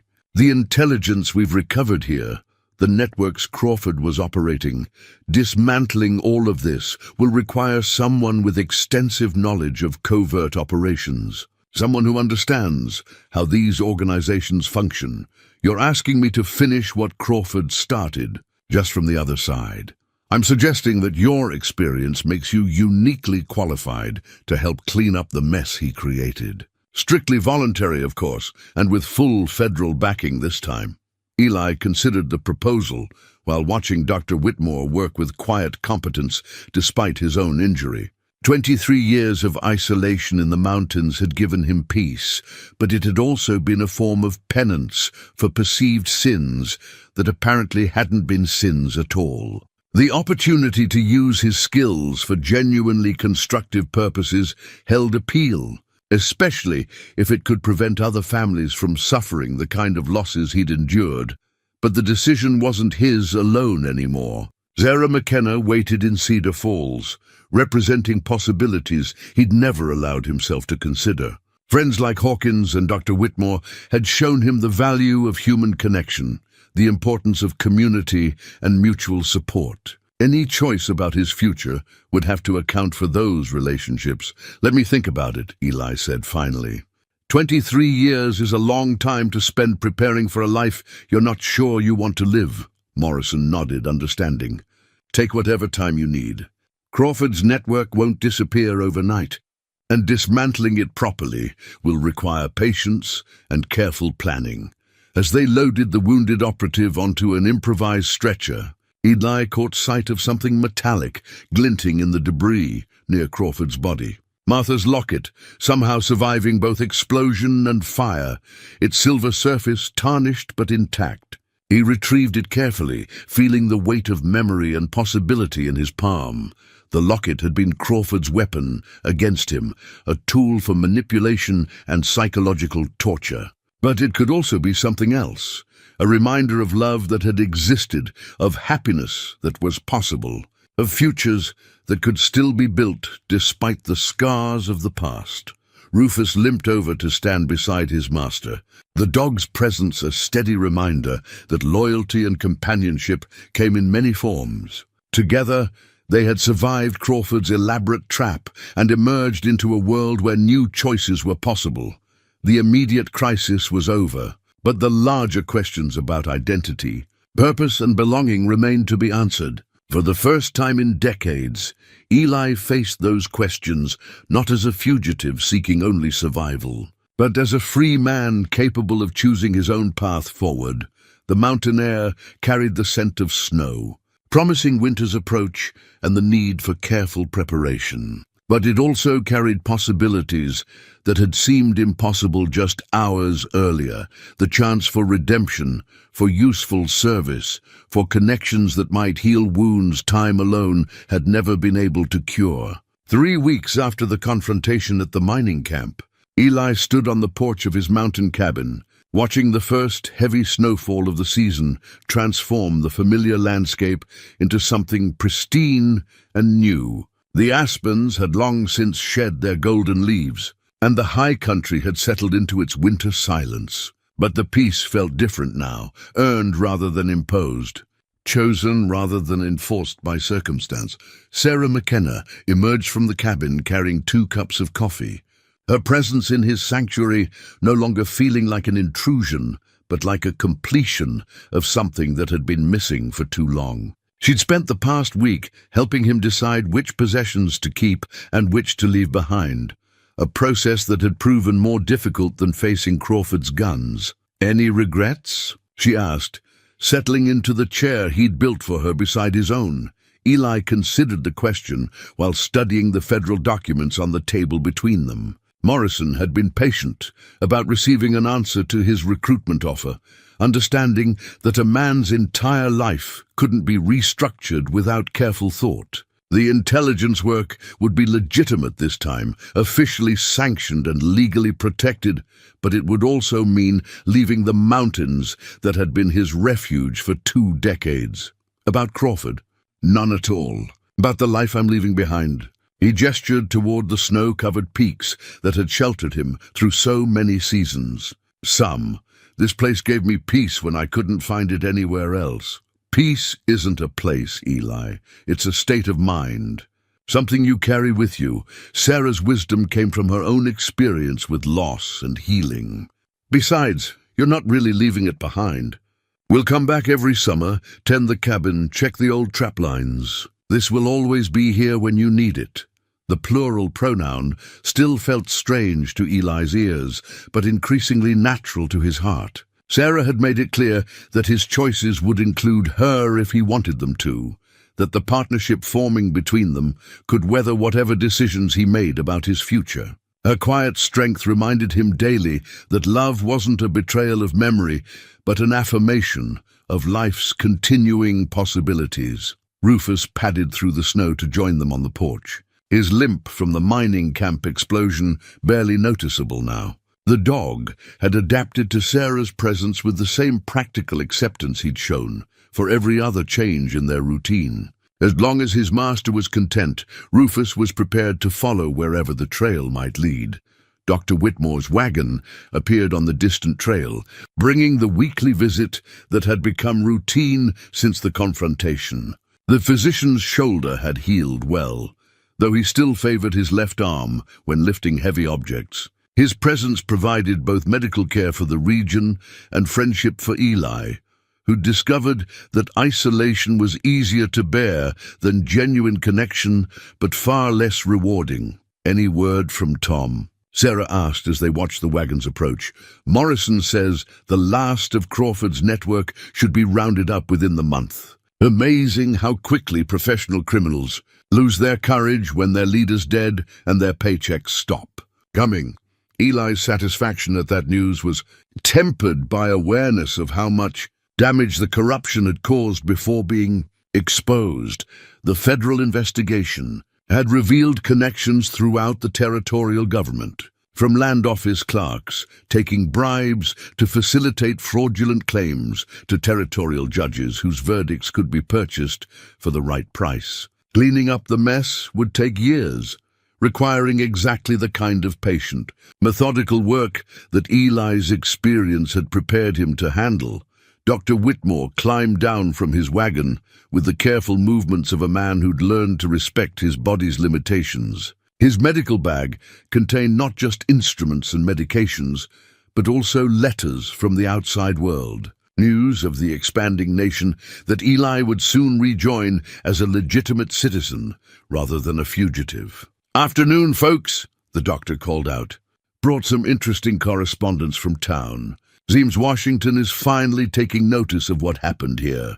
The letters included formal notification of Eli's presidential pardon, along with a commission as a territorial investigator reporting directly to federal authorities. The language was bureaucratic and dry, but it represented vindication that 23 years of exile hadn't been able to provide. More importantly, it offered him the chance to use his skills for purposes he could respect without reservation. Martha's locket rested in his pocket, its weight familiar but no longer painful. He'd had the photograph restored and the inscription re-engraved, transforming Crawford's weapon back into a treasured memorial. But it no longer represented an insurmountable barrier to new love or future happiness. The dead deserved remembrance, but the living deserved the chance to build something meaningful from the materials of their experience. "Sarah's agreed to marry me," Eli announced quietly, the words feeling both momentous and natural. "If that's acceptable to you folks, we thought we'd have the ceremony before we leave for territorial headquarters." Dr. Whitmore's smile was immediate and genuine. "About time, if you ask me." You've been circling each other like cautious elk all autumn. The wedding would be small, Tom Hawkins performing the ceremony in his capacity as federal marshal, Dr. Whitmore serving as witness, and perhaps a few of the townspeople from Cedar Falls who'd shown them kindness over the years. Nothing elaborate or formal, just two mature people acknowledging publicly what had grown privately between them. As the afternoon wore on and conversation drifted between practical concerns and shared memories, Eli found himself thinking about the iron coffin that had started this entire sequence of events. Crawford had intended it as a message of doom, a reminder of guilt and loss that would drive his quarry toward despair and compliance. Instead, it had become the catalyst for healing. The final confrontation that cleared away the obstacles to a genuinely new beginning. The mountains would remember him, as they remembered all who'd found shelter in their embrace. The cabin would wait through the seasons of his absence, ready to welcome him back when the demands of duty allowed respite. But Eli Boone was finally ready to rejoin the human community he'd fled so many years ago, to build something lasting with the time and opportunity that remained to him. Winter was coming to the high country, but spring would follow in its season. Life continued its ancient rhythms of loss and renewal, of endings that made room for new beginnings. After 2 decades of mere survival, Eli was ready to live again. Not as a fugitive, haunted by imaginary sins, but as a man who'd earned his peace and chosen to share it with others, worthy of that gift. The past was finally buried, and the future stretched ahead like an unmarked trail through country he'd never seen but was eager to explore.